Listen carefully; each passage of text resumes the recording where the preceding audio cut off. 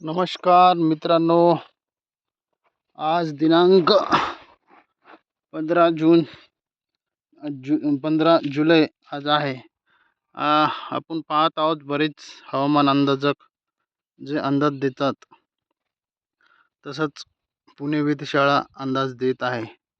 तर कोणी म्हणते 15 पासून सुरुवात होणार, कोणी म्हणते 16 पासून सुरुवात होणार, कोणी म्हणते 20 पासून सुरुवात होणार, कोणी म्हणते जर 20 पर्यंत पाऊस पडला तर मी अंदाज सोडून देणार. नेमकं काय शेतकऱ्याने गृहीत धरावं आणि काय नाही. तर शेतकऱ्याने कुठल्याही हवामान अंदाजावर 100% भरोसा न ठेवता आपल्या पाण्या पावसाचा पिकाचं नियोजन करणे गरजेचं आहे. कारण की बहुतेक तर हवामान अंदाजक हे अंदाज बांधत असतात आणि हे अंदाज बांधणं त्याच्या हातात नसतं आणि ते काही पूर्ण 100% खरं निघल याची शाश्वती नसते. त्या अनुषंगाने आपण आपल्या पाण्याचं व्यवस्थापन करताना कसं पाणी वाचवता येईल हे आपण गृहीत धरलं पाहिजे. जास्त पाणी कोणत्याही पिकाला न देता कमी पाण्यामध्ये नियोजन झालं तर खूपच चांगलं. याचं नियोजन करणे गरजेचं असते. कसं आहे, हवामान अंदाजक या तारखेला पाणी होणार, त्या तारखेला पाणी होणार असं सांगतात आणि ते पाणी काय होत नाही. त्याच्यामुळे शेतकऱ्याचे जे नियोजन असते ते पूर्ण चुकून जाते आणि जे ड्रिपनं पाणी देणार असतं तर स्प्रिंकलर न देते आणि पाणी पूर्ण खर्चून जाते. परत विहिरीला बोरला पाणी येईल ना येईल यांची शाश्वती नसते.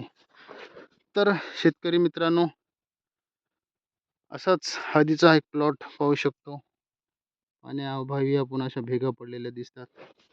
तर कुठं असं हे होतं, पीक नुकसानीमध्ये गेलेलं आपल्याला पाहावयास मिळते. तर यावर्षी पावसाचा अंदाज सांगायचा म्हणजे तर आपलं घरचं होऊन दुसऱ्याचं दाखवणं फार अवघड आहे. आपल्या शेतामध्ये निश्चितच पूर्ण योग्य प्रकारे नियोजन करूनच आपल्याला शेतीचं नियोजन लावावं लागणार आहे. जेणेकरून आपल्याला याचा कुठलीही हानी होणार नाही. हवामान अंदाजक तर पाहता फोन बंद करून ठेवलेले आहेत बऱ्याच जणांनी, स्विच ऑफ निघत आहे. आणि त्याच्यामुळं आपण याच्यावर विश्वास ठेवायचा का नाही ठेवायचा हे आता हे प्रेक्षकांनी ज्याचे ज्याचे ठरवायला पाहिजे. हवामान हे एक अंदाज असतो आणि अंदाज कोणती गोष्टी करणं फार अवघड असते.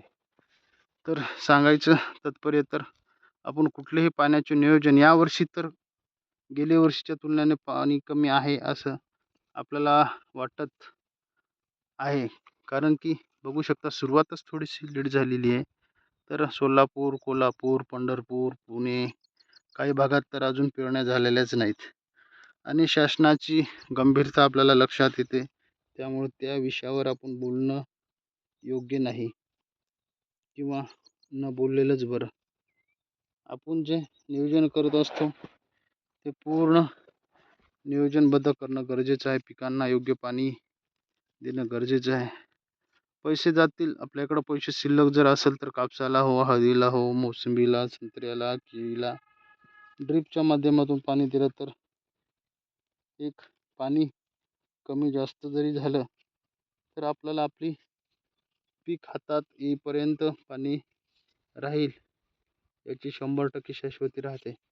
तर भडीमार पाऊस उपसला, त्याचे बाष्पीभवन झालं तर आपण काय करणार. ऐन पिकाच्या टायमाला पाणी जर हे झालं तर फार अवघड असते.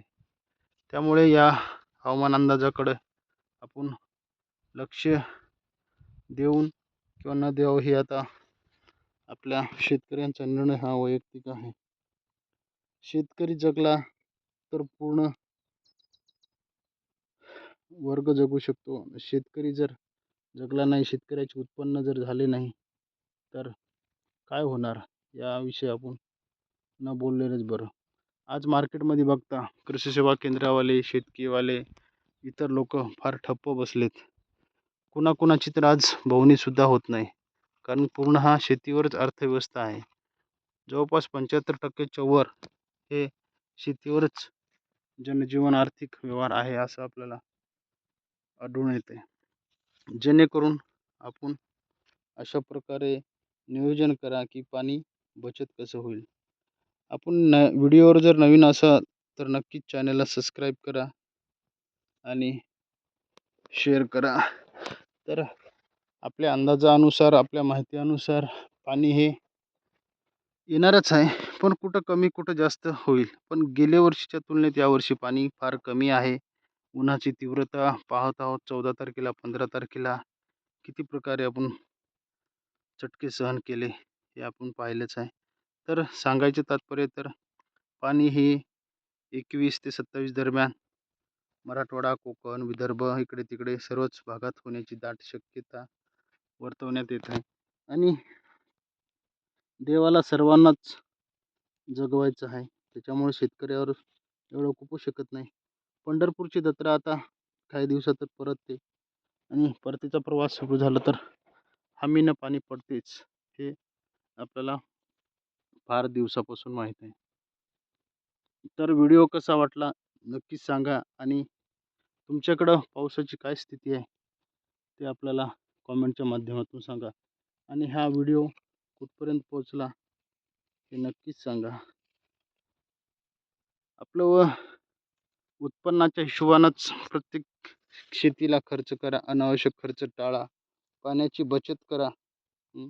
शेतकरीनो, आपल्या विहिरीला पाणी येण्यासाठी काय करा, मोठमोठाले खड्डे करा, त्याच्यामध्ये गोटे टाका आणि वरून 3 फूट राहील या हिशोबाने काळी माती टाका, जेणे आपण पाणी वगैरे मुरण्यासाठी मदत होईल आणि विहिरी बोरीला पाणी लवकर येईल. त्याला आपण जलतारा प्रकल्प म्हणतो. असे प्रकल्प केले तरच आपल्या शेतीला पाणी भेटेल आणि शेतकरी जगेल आणि विहिरीला सुद्धा पाणी भेटेल. पाणी पडतो आणि वाहून जातो, याच्यामुळे आपली शेतीला पाणी राहत नाही. तर हे न करता शेतकऱ्यांनी आता छोटे छोटे बंधारे, शेततळे पाणी कसं मुरवल हे पाहणं गरजेचं आहे. तर नक्कीच पुन्हा भेटू नवीन व्हिडिओवर. धन्यवाद.